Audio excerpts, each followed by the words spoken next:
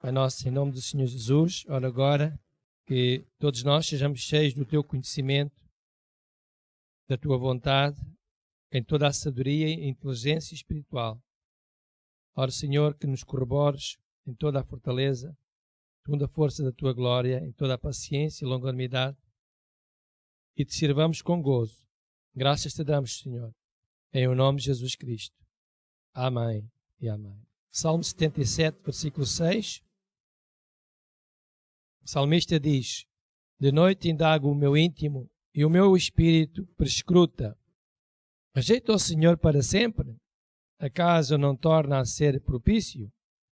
Cessou perpetuamente a sua misericórdia, a sua graça? Findou a sua promessa para as novas gerações? Esqueceu-se Deus de ser benigno? Ou na sua ira terá ele reprimido as suas misericórdias? Então diz o salmista, então disse eu, isto é a minha aflição, mudou-se a destra do Altíssimo? Não. Então, de tempos em tempos, nós somos atacados por um espírito terrível, que vem tirar sossego e a paz do nosso coração. Há bocadinho ouvi o nosso irmão falar da situação financeira da empresa, e este pode ser um dos motivos que tira a paz e o sossego ao nosso coração. É uma força superior que atinge o mais profundo do nosso ser, da nossa alma, do nosso espírito e até dos nossos sentimentos. Podemos dizer que são setas do inferno, setas de Satanás que paralisam, transtornam o nosso viver e nos fazem experimentar os reveses que a vida tem para nós. E talvez até trazer à flor da pele as vulnerabilidades que nós temos no nosso interior. E muitas vezes nós ficamos perplexos por tanta coisa que nos acontece, ainda parece que dá a impressão que nós quase que não vale a pena ser cristão, porque acontecem-nos tantas coisas. Mas nós que somos já crescidos em Cristo e temos conhecimento da palavra de Deus, sabemos que a nossa terra não será esta, que nós estamos aqui num percurso, que vamos a caminho de estar com Deus para todo sempre.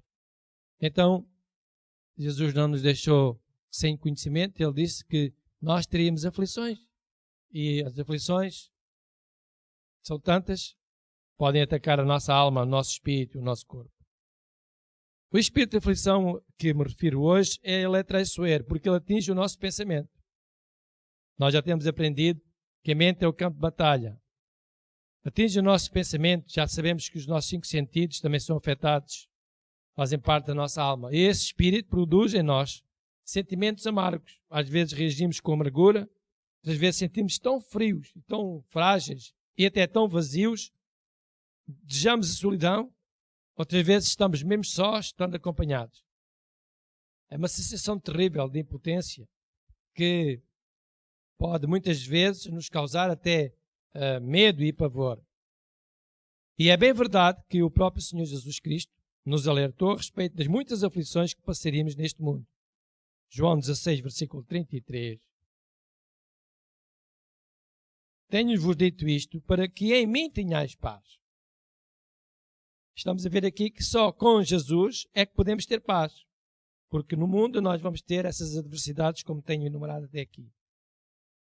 No mundo passais por aflições, mas tende bom ânimo, porque eu venci o mundo. Jesus está a querer dizer-nos, olha, apesar de vocês terem essas aflições, vocês devem sentir-se animados, porque vocês estão comigo, em mim vocês vão ter paz, como uma pessoa pode ter paz se estiver com Jesus Cristo, só se Ele solucionar os nossos problemas, não é? Jesus está a dizer, em mim vocês vão ter paz. Ora, a paz é sossego, não é ansiedade, não é medo, não é derrota nem fracasso. Então, se nós estivermos em Jesus Cristo, Ele diz que em mim tenhais paz, é sinal que Jesus Cristo vai estar lá no controle. Ele vai lá abrir uma porta no momento em que a situação está complicada. Basta nós estarmos nele. Então, é um sinal que nós podemos evidenciar na nossa vida e até no nosso coração, lembrando-nos que nós não estamos sozinhos. Nós às vezes falamos aqui que onde estiverem 2 ou 3 reunidos no nome de Jesus Cristo, Ele está no nosso meio. Ora, é isso mesmo que eu estou a falar. Em Jesus Cristo nós vamos ter paz, apesar de todo o desassossego que pode vir até à nossa vida e que aflige os nossos pensamentos, a nossa alma, o nosso espírito. O próprio salmista advertira anteriormente a respeito desses dissabores humanos. Ele disse no Salmo 34, versículo 19, eu estou a ler, muitas são as aflições do justo. Não se fala dos ímpios, dos descrentes, dos incrédulos, mas do justo. Mas depois diz o salmista, a seguir, mas o Senhor, o que é que faz? Os livra de todas. Há bocadinho nós lemos que se estivermos em Jesus temos paz. Por consequência, para termos paz é sinal que Ele está connosco e nos vai ajudar a resolver todas as situações que podem surgir na nossa vida. E agora o salmista, ele está a dizer que apesar do justo sofrer aflições, diz que o Deus vai livrá-los de todas. É assim como que uma picada de uma abelha, de uma vespa. Nós, na verdade, fomos picados, mas não é picada de morte. Não vamos morrer por aquela picada. Nós vamos ter um antídoto. Vamos ter a ajuda de Deus, vamos ter a palavra de Deus, a fé, como o nosso irmão falou, que está alojada já no nosso coração. E à medida em que nós vamos ouvindo a palavra de Deus, nós vamos crescendo o músculo espiritual e vamos resistindo às intempéries satânicas. A este espírito terrível de aflição e de medo que por vezes nos assola. O abalo desta seta do maligno é tão tremenda que o salmista, ele diz que que a profundidade da sua ação atinge o mais profundo do nosso ser humano. O salmista diz que até ele atinge o exterior e o interior da nossa alma. O exterior, que é o nosso corpo, e depois a alma. Ele fala da angústia da alma, dos olhos que brotam lágrimas, e até o corpo é atingido frontalmente através dessas enfermidades e dores. Muitas vezes as pessoas estão a sofrer e elas não sabem porquê. Não compreendem porquê. Mas Deus quer ajudar-nos. Diz o salmista, versículo 7 a 9 do Salmo 31. Podem abrir. Eu me alegrarei e regozijarei na tua benignidade, pois tens visto a minha aflição.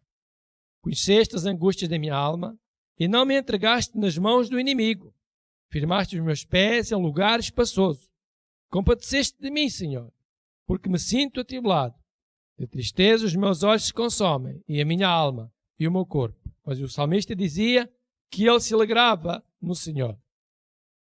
O salmista nos mostra que está perplexo, atordoado, podíamos dizer, avassalado por esses sentimentos que muitas vezes também estão em nós, que muitas vezes se evidenciam nas madrugadas, lá às 4 da manhã, quando nós acordamos, é quando esses pensamentos vêm ao nosso coração. O que vai ser do meu futuro? O que vai ser de mim? O que vai ser dos meus filhos? O que vai ser do meu emprego? Será que eu vou ter salário para o mês que vem? O que vai ser da minha vida? O estado em que está o mundo? A situação do mundo? Para um pastor, o pastor que é avassalado por estes pensamentos diz, mas o que é que vai ser da igreja? A situação que está, como é que as coisas estão? Dificuldade do mundo. A falta de fiéis na igreja. A falta de fidelidade. Como é que a igreja vai subsistir? A todo tempo nós temos novamente a fé a funcionar. Porta que Deus abre, ninguém fecha. Deus é o Senhor que supre todas as nossas necessidades, segundo as suas riquezas em glória. Se Deus fez tantos milagres, Ele não caducou. Ele vai fazer os milagres ainda hoje na vida do seu povo. Amém, irmãos? Então, é nesses momentos lá pelas madrugadas dos dias que às vezes vêm essas tristezas, essas angústias, esse silêncio e que nos faz ficar quase que abatidos. Algumas vezes com insónias e às vezes até nos questionamos porquê é que isto está assim, porquê é que eu estou nesta situação, porquê é que estou a sentir-me tão mal.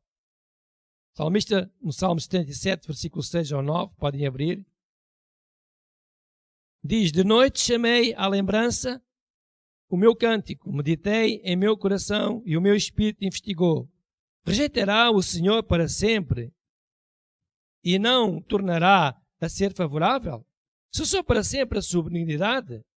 Achou-se já a promessa que veio de geração em geração? Acabou-se já a promessa que veio de geração em geração? Esqueceu-se Deus de ter misericórdia? Ou encerrou Ele as suas misericórdias na sua ira?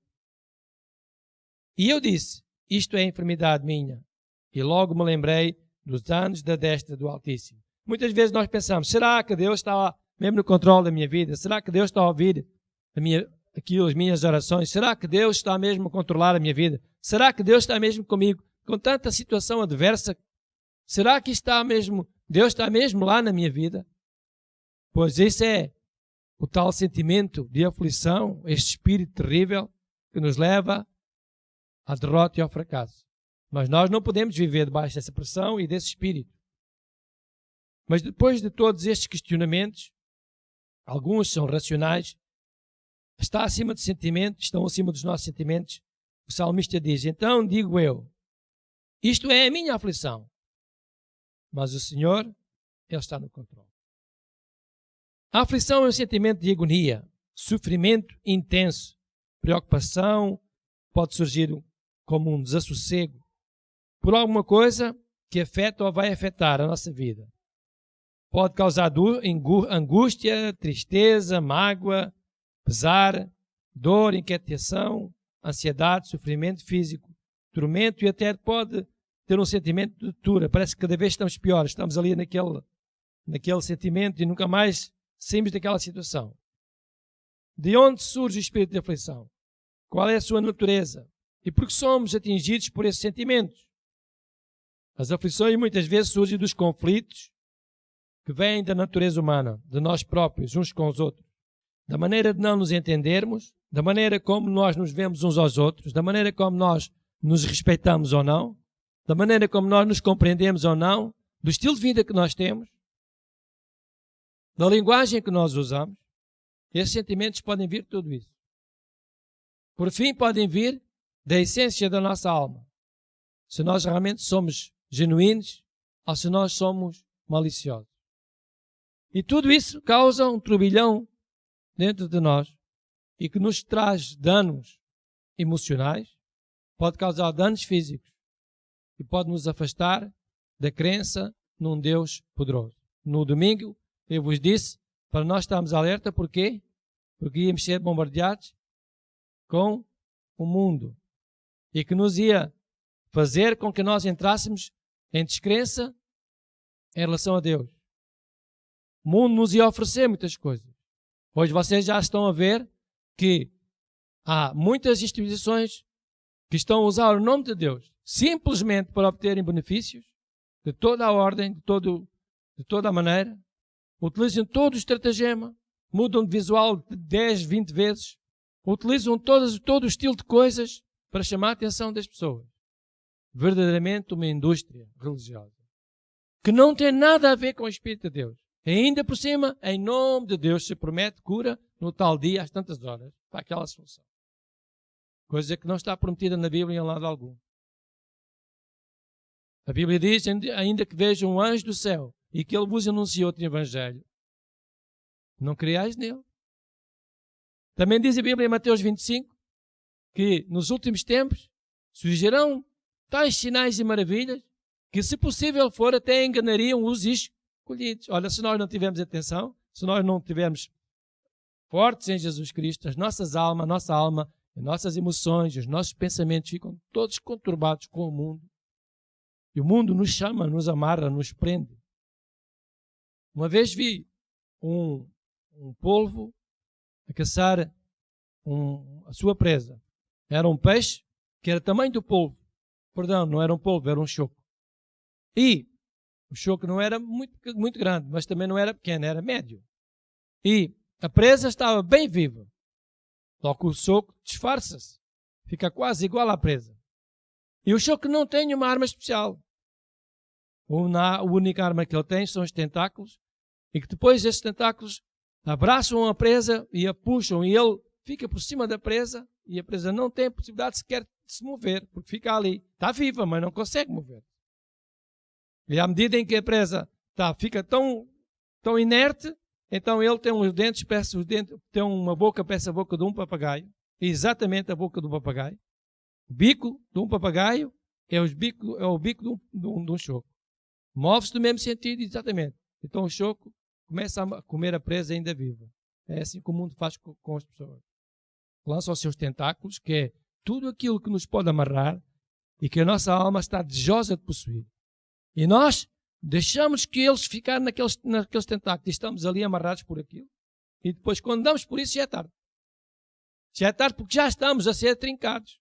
O povo, o mundo, já nos está a amarrar e nós começamos a perder a confiança e a fé em Deus. Então, estas aflições, elas provêm do mundo, de Satanás, são espíritos terríveis. Por isso, aflições podem surgir, conflitos, e conflitos tais que são desejos que podem surgir nas famílias, a perda nos relacionamentos entre os lares, entre os cônjuges, o rompimento das relações, as ameaças, ou até pode ser saudades de pessoas amadas ou de objetos que nós veneramos. Ou pode até ser um amor não correspondido. Perseguição, circunstâncias graves. Tudo isso é os tais tentáculos desse povo terrível que é o mundo e que nos leva a ficar oprimidos ali sem qualquer hipótese de fugir. Outras vezes surgem de vermos comportamentos incompatíveis com a normalidade dos procedimentos. A Bíblia diz em Provérbios 24:19: não te aflijas por causa dos malfeitores, nem tenhas inveja dos perversos. Há um tempo eu estava a falar com a minha esposa e estava a dizer, numa conversa qualquer, nós estávamos a ter, que antes de eu conhecer Deus, e embora eu tenha nascido num lar cristão, houve um tempo em que eu fiquei mais fraco na fé.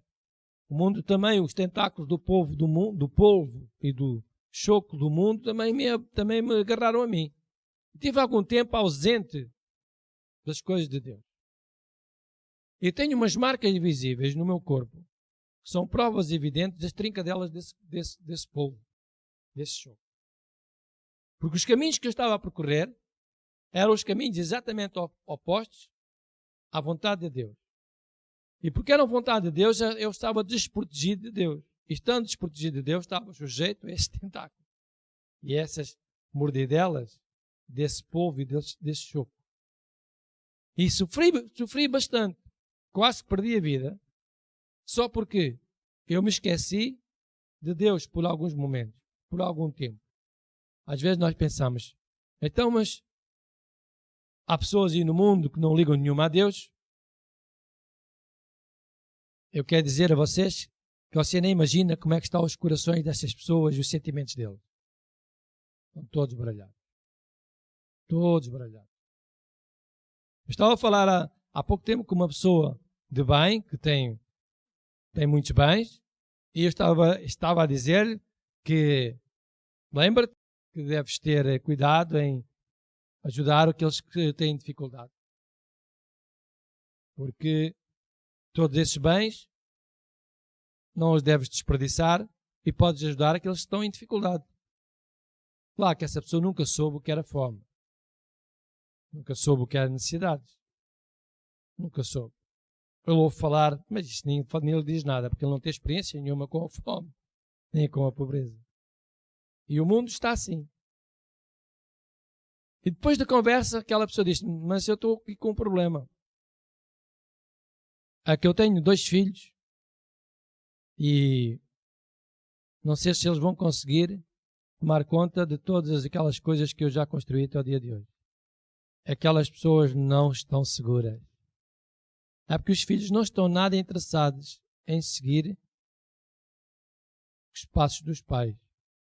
Aqueles filhos estão virados para tudo, para o consumismo, para destruir. Tudo o que é de melhor eles querem ter. Os últimos carros, as últimas roupas, tudo aquilo que é de melhor eles querem ter. Eles não se interessam de mais nada. E os pais estão a ver que se calhar eles não vão conseguir pegar numa empresa, vão consumir a empresa, vão gastar a empresa. Não sabemos qual é a aflição que está no coração daquelas pessoas. Isaías dizia, olha, tu dizes que és rico, mas tu não sabes. És um pobre, um nu, um desgraçado. A palavra desgraçado está lá na Bíblia. Um desgraçado. És um infeliz. Não sabes. Eu dou-te um conselho. Para que de mim compres ouro provado. O que é ouro provado? É o ouro que vai ao forno. O que é um crente provado? É um crente que vai ao forno. Quer dizer-vos que essas aflições, elas podem ser negativas para nós, não são boas, mas elas são uma prova que nos faz ter resistência, não é? Contra as ciladas do inimigo. E para nós não perdermos a nossa fé e confiança em Deus, que nos vai ajudar. Não preciso de abrir porque é um livro que pouco lemos, diz assim: assim diz o Senhor, por mais seguros que estejam e por mais numerosos que sejam, ainda assim serão exterminados e passarão. Eu te afligi, mas não te afligirei mais. E depois o Senhor diz: eu repreendo e disciplino a quanto amo. Sê, pois, zeloso e arrepende. E depois, no livro dos Hebreus diz, toda a disciplina. Hebreus 12, versículo 11. Com efeito, ela não parece ser boa. Não é motivo nenhum de alegria, nem de gozo, mas de tristeza. Ninguém gosta de ser disciplinado nem chamar a atenção, nem passar por adversidade nenhuma. No entanto, essa disciplina produz um fruto pacífico. Quer dizer que não é um fruto de guerra, nem conflito, nem de um fruto mau. Vai ser um fruto pacífico aos que têm sido exercitados por essa disciplina. Outras vezes as aflições têm o caráter, até podíamos dizer, sei lá, de ensinar, o caráter pedagógico, de nós aprendermos como nós podemos viver e como a nossa fé pode ser esticada ou provada pela fidelidade que nós temos a Deus. Recordar-te-ás de todo o caminho pelo qual o Senhor teu Deus te guiou no deserto. Estes 40 anos para te humilhar, para te provar, para saber o que estava no teu coração. Se guardarias ou não os seus mandamentos. Ele te humilhou e te deixou ter fome e te sustentou com o maná, que tu não conhecias. Nem os teus pais o conheciam, para te dar a entender que não só de pão viverá o homem, mas de tudo o que sai da boca de Deus. Isso viverá o homem.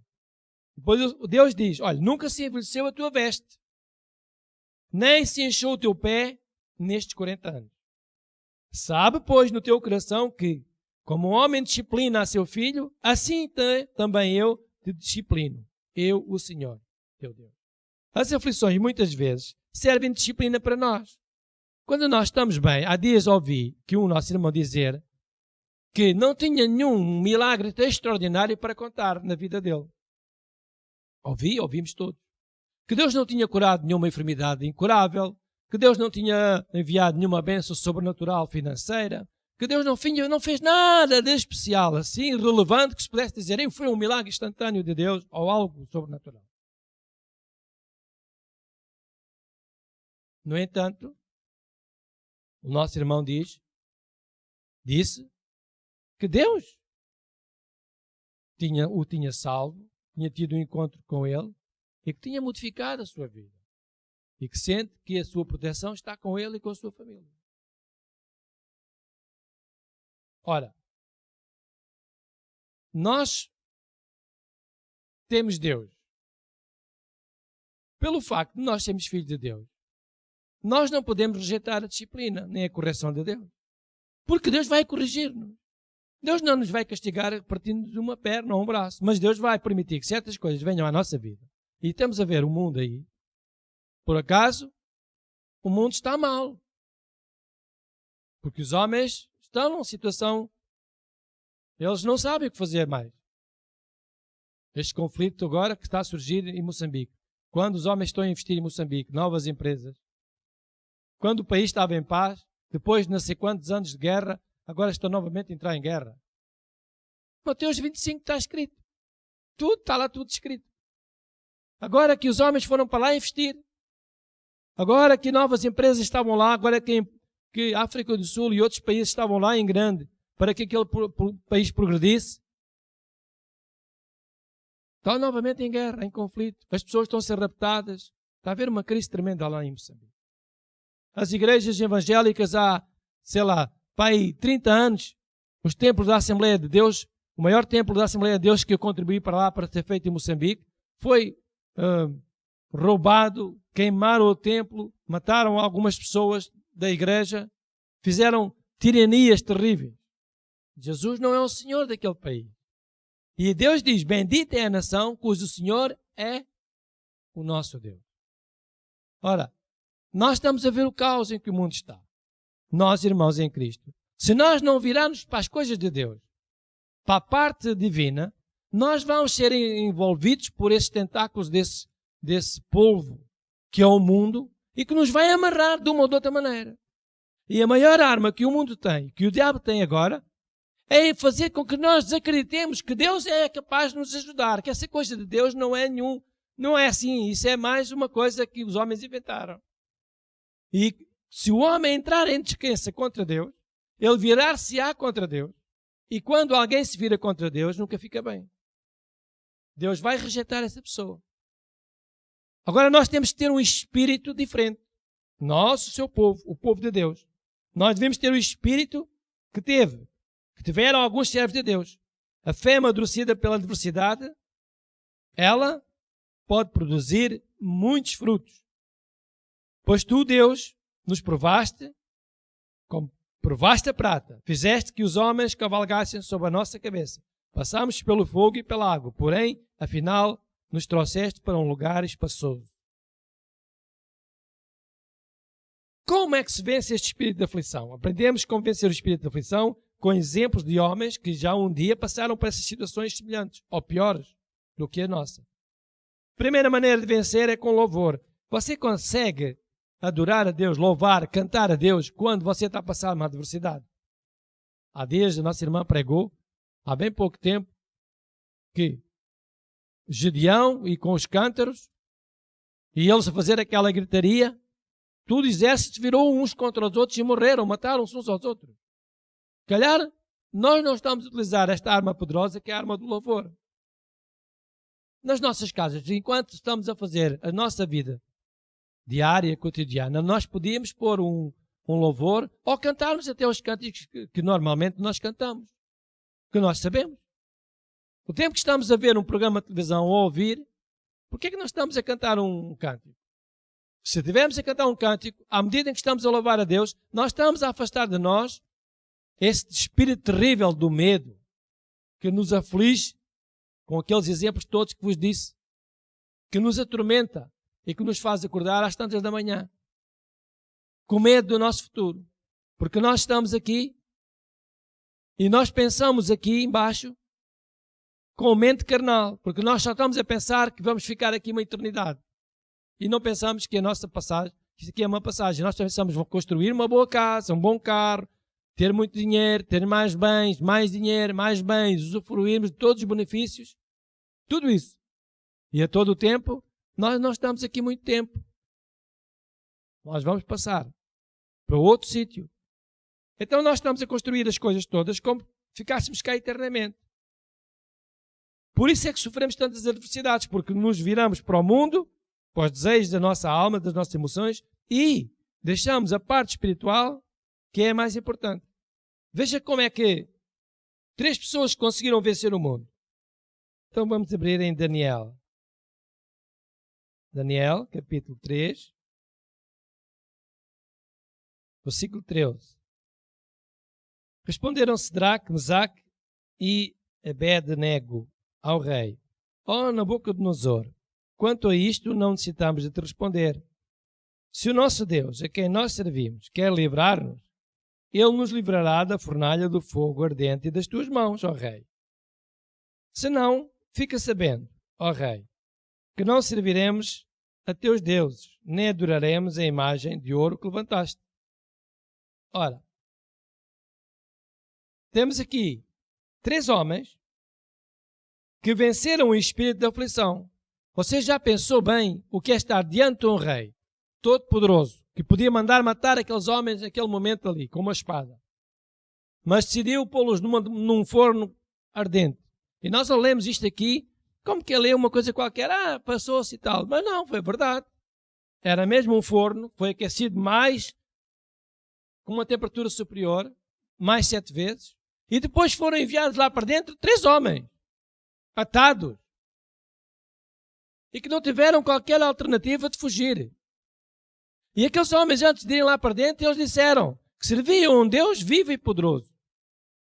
Eles não tinham um Deus físico para palparem, eles acreditavam num Deus espiritual, a tal fé em ação, poderosa. Há bocado o nosso irmão disse, se nós tínhamos fé suficiente para darmos todos os nossos bens. E fez-se um silêncio profundo. Todos os nossos bens já começavam a pensar, quem dar a casa? Dar o meu dinheiro, dar o meu carro, dar tudo. Então eu vivi do quê? Eu vivi do quê? Falta confiança, falta de fé. Claro que essas perguntas são muito difíceis. É preciso haver um conhecimento de Deus e ter uma confiança em Deus total para deixar que Deus guie a nossa vida. Deus não nos quer provar dessa forma. Porque Deus sabe muito bem o que nós somos, então nós podemos ir. Ele até diz, olha, eu não te vou provar além daquilo que tu consegues. Portanto, não tenha medo que Deus não lhe vai tirar nada. Nem o vai pôr na miséria, nem vai fazer nada de si para que você fique aí numa aflição tremenda. Ele, pelo contrário, Ele promete que vai estar consigo todos os dias da sua vida. Que o vai guardar, que vai suprir as suas necessidades, que o vai ajudar. Mas isto quer dizer que nós temos que vencer esse espírito terrível de aflição que vem à nossa vida. Que é as circunstâncias que nos assolam, o mundo, e que vem à nossa vida, à nossa casa, à nossa família.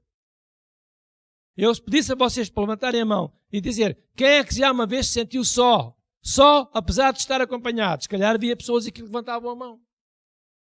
Porque se calhar estavam a passar por uma dificuldade tão grande, ou uma situação tão frustrante e tão difícil na vida, que apesar de estarem acompanhadas, elas estavam só. É esse espírito de aflição que eu me estou a referir. Muitas vezes nós estamos acompanhados, mas estamos sós. E esse é um espírito que provém de Satanás, provém do diabo. E agora nós vemos aqui 3 homens a dizer que não vão obedecer ao rei, porque se Deus é o Senhor, Ele nos vai livrar. Ele nos vai livrar. Se Ele é o Senhor, Ele nos vai livrar. Eles tinham uma confiança tremenda. Abacuque disse assim, ainda que a figueira não floresça, todos nós sabemos que a figueira não dá flores. É ou não? E não haja fruto na vide. E o produto da oliveira minta. Quer dizer, a oliveira não dê sequer azeitona. E os campos não produzam qualquer mantimento. E as ovelhas sejam até roubadas do lado do aprisco, do curral. E os currais não haja gado nenhum. Todavia o Abacuque, um profeta, ele dizia, eu me alegrarei no Senhor, o Deus da minha salvação. Ele será sempre em minha fortaleza. Ele faz com que os meus pés sejam como a de um veado, de uma corça, que são velozes, que fogem, que não se deixam apanhar. Ele me faz andar. A Ele eu canto. A Ele eu louvo. E eu disse que para nós vencermos o espírito de aflição é com louvor. Podemos vencer, clamar ao Senhor. Clama a mim e responder-te-ei no dia da angústia. E diz Deus, e anunciar-te-ei coisas grandes e firmes que tu não sabes. Primeira coisa, como é que se vence quando nós estamos angustiados? Procure cantar um cântico ou 2, mesmo sem ter vontade nenhuma. Depois clama a Deus. Clama a Deus, peça a Deus, Senhor, olha, sabes, essa situação está a surgir na minha vida, Senhor. Eu sei que eu não mereço, não é porque eu mereço alguma coisa, Senhor, mas porque Tu és bom e misericordioso para comigo. Eu acredito, Senhor, que vais abrir uma porta, que vais abrir um caminho. Dá-me graça, dá-me sabedoria para esta situação, Senhor. Ajuda-me a resolver esta situação. Tenha a confiança que Deus vai estar lá para dirigir a sua vida, para o guiar. Agora, se nós vamos exigir, como tenho ensinado ultimamente, exigir de Deus, Senhor, eu exijo isto, eu exijo aquilo, estamos a dar ordens ao Senhor, pois o Senhor não recebe ordens de nós. Nós não temos autoridade, nem moral sequer para exigir alguma coisa de Deus. Se Ele nos dá a liberdade para pedir a Ele, Ele não nos diz para nós sermos agressivos nos nossos pedidos. Diz que nós devemos chegar a Ele numa atitude de humildade. Quem não descer, quem não se humilhar, quem não for como criança, nada receberá de Deus. Então nós vemos aqui que nós devemos vencer a aflição, esses sentimentos que vêm até nós, Eu sei que, por vezes, há um sentimento terrível, que é o sentimento de medo que as pessoas têm. Ai, o que vai ser? Ai, se o meu marido fica desempregado. Ai, como é que vai ser? Como é que o meu salário vai dar para tudo isto? Ai, se a minha esposa fica desempregada. Ai, se o meu emprego. Ai, se me faz isto. Ai, se me faz aquilo. Ai, isto, ai, aquilo. E a pessoa vive nesse medo terrível.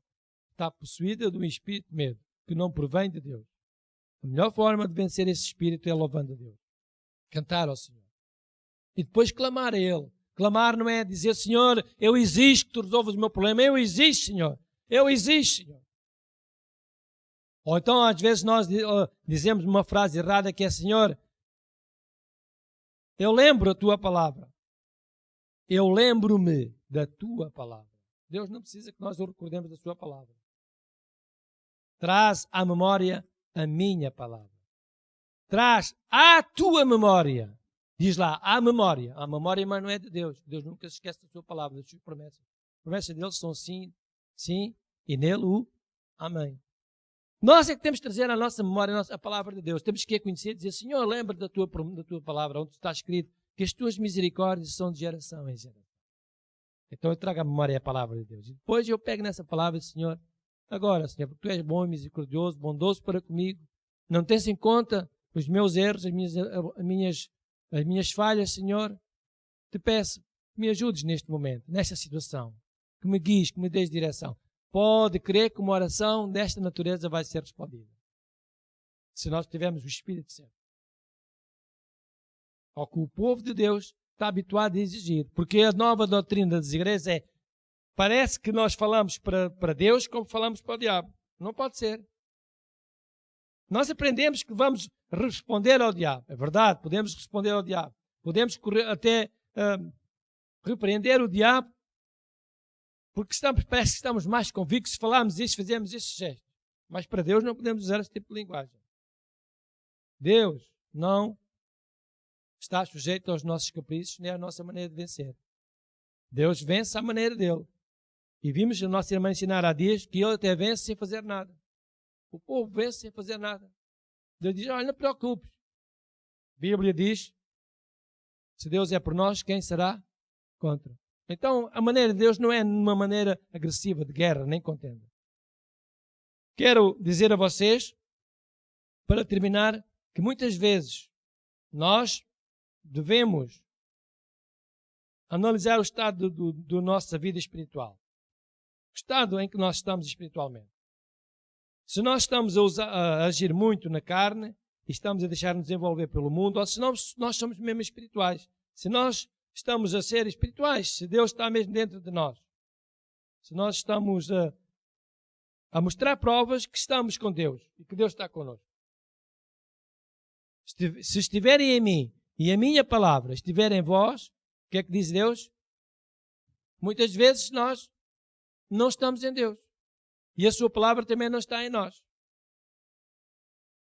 Porque quando nos surge uma circunstância, nós recorremos a todas as fontes. Não olhamos primeiro para a primeira fonte.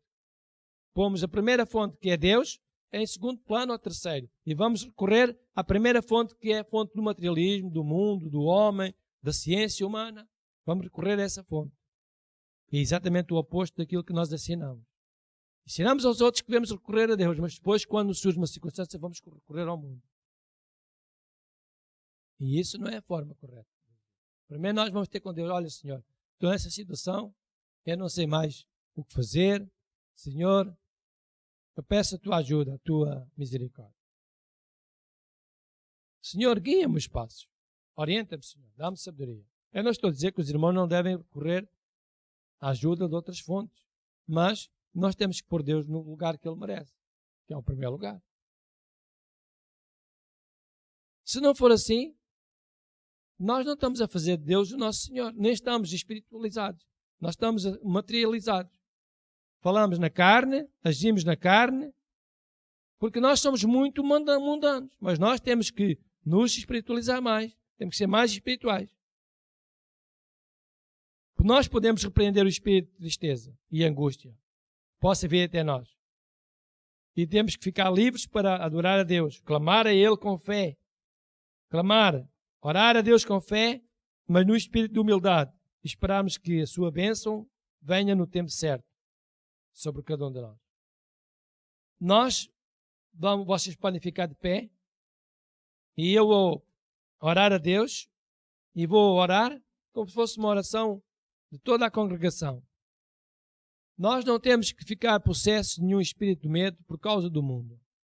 Não temos que ficar possessos de nenhum espírito de medo ou possuídos por um espírito de medo por causa da pobreza que o mundo tem, por causa das circunstâncias do mundo. Não temos. Porque se nós somos filhos de Deus, nós vamos orar a Deus que continue a ser misericordioso para connosco. Se nós reconhecermos que precisamos de Deus, Deus vai ouvir a nossa oração. Mas se nós não reconhecemos que precisamos de Deus, então nós vamos fazer tudo aquilo que nós sabemos da nossa carne. E assim nós não estamos a fazer a vontade de Deus. Então baixe a sua cabeça e eu vou orar a Deus. Pai nosso que estás nos céus, eu oro, Senhor, que nos dês em teu conhecimento esse tal espírito de revelação, Senhor, e sabedoria, para que nós possamos compreender qual é o comprimento, a largura e a profundidade do teu amor. Foi revelado lá na cruz através de Jesus Cristo. E que esteja em nós, Senhor. Que nós não nos deixemos ficar apavorados por causa do mundo, nem daquilo que está a passar no mundo, da pobreza, da instabilidade, do sofrimento, das doenças, do mundanismo, da descrença, Senhor. Nós não queremos ficar afetados por nenhum desses sentimentos. Recusamo-nos a nós mesmos a aceitar em nós qualquer sentimento dessa natureza. Por isso, Pai, oramos que nos fortaleças, que em teu conhecimento nos dês esse tal espírito, que possa existir em nós uma mente sã, para nós podermos ver, Senhor, que tu estás conosco em todos os momentos. Sabemos, Senhor, que, embora essas aflições possam vir, tu dizes que em Jesus Cristo nós podemos ter paz, sinal que Jesus Cristo nos vai recorrer ou nos vai socorrer nos momentos de aflição. Senhor, ora ainda que o teu povo ele tenha um espírito de vencedor, um espírito de fé e vencedor. Um espírito de fé como teve Cedraque, Mesaque e Abednego, confiava em ti de todo o seu coração e tu não os desiludiste, Senhor. E um espírito vencedor, um espírito que acredita que aquilo que está para vir, virá e não tardará, como disse o Paulo. Ora, Senhor, que esse espírito esteja em cada um de nós e que o mundo não nos, com os seus tentáculos, ele não nos amarre, não nos faça cativa, presa sua, nem cativos dele. Senhor, ajuda-nos a discernir o mundo e aquilo que ele nos oferece para sabermos, Senhor, que muitas das vezes essas ofertas são para nos amarrarem e para nos afastarem da fonte que és tu. Guia-nos, ó Deus, e ensina-nos. Ora, Senhor, pela tua misericórdia, pela tua bondade, pela tua justiça, que nos livres de toda a aflição. Senhor, que perdoes as nossas falhas. Senhor, oro que na nossa mesa nunca falte o pão, nunca falte que vestir.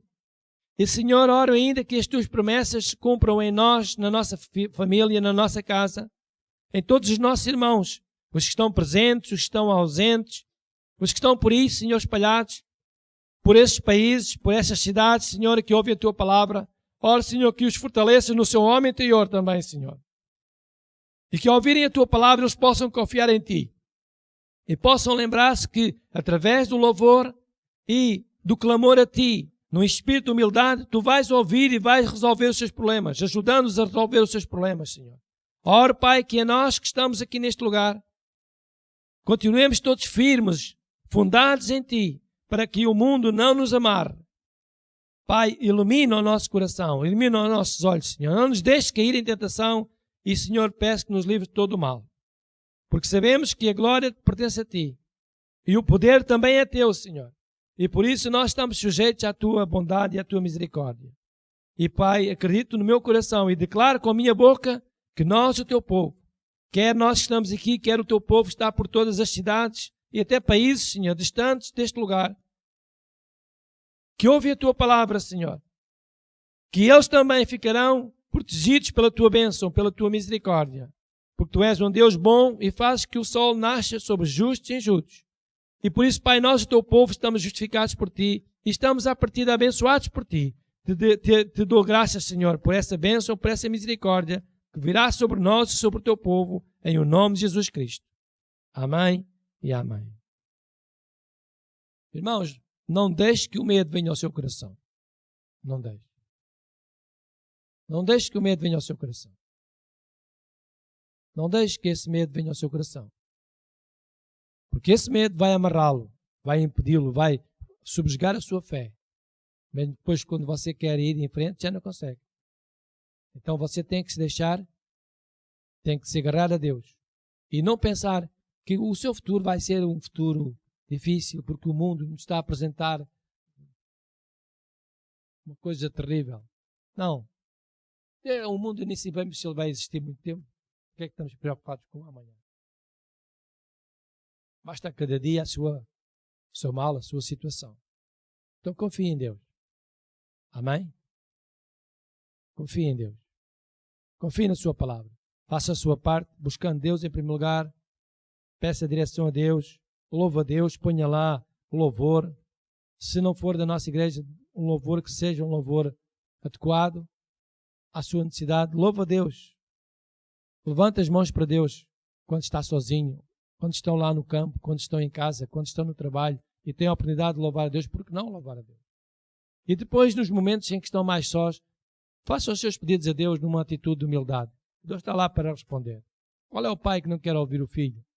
Qual é o pai que não responde ao filho? Todos os pais respondem ao filho, aos filhos. Os filhos às vezes pensam que os pais não gostam deles, mas gostam. Os pais gostam muito dos filhos. Dão tudo por eles. Amém? Esforça-te, esforça-te, oh. Esforça-te, esforça-te, oh. Esforça-te e tem bom ânimo, o Senhor teu Deus é contigo. Ele é contigo por onde quer que andares. Esforça-te e tem bom ânimo, o Senhor teu Deus é contigo. Ele te vai dar onde a planta do teu pé pisar. Esforça-te e tem bom ânimo. Nenhum se susterá diante de ti. Esforça-te e tem bom ânimo. Ele não te vai desamparar, porque Deus está contigo. Está contigo e está contigo. Por onde quer que tu andares. Nem a espada, nem o perigo te podem fazer parar.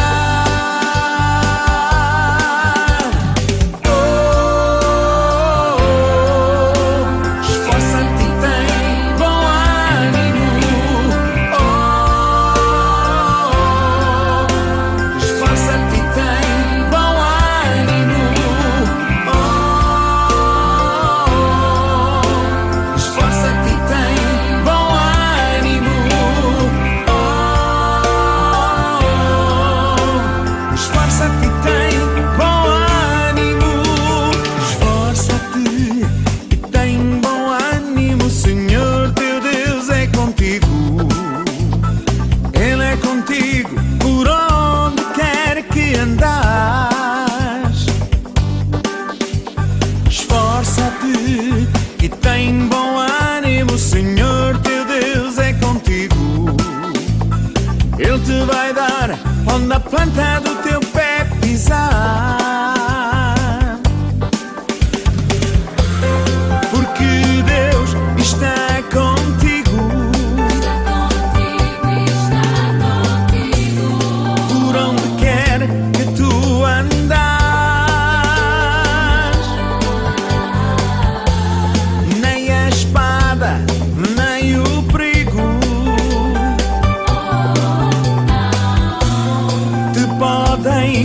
fazer parar. Esforça-te, esforça-te. Esforça-te, esforça-te. Esforça-te, esforça-te. Esforça-te, esforça-te.